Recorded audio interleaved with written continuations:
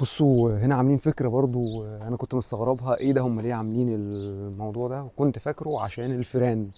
بصوا كده لو بصيتوا هنا هتلاقوا في زي شوك على كل المبنى، على اطراف المبنى كده.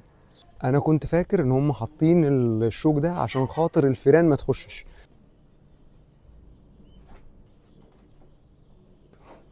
بس طلع ان لما الطيور بتيجي تتعود تقف هنا بتعمل حمام على الحيطة، فبيحتاجوا ميزانية كبيرة قوي عشان ينظفوا المكان.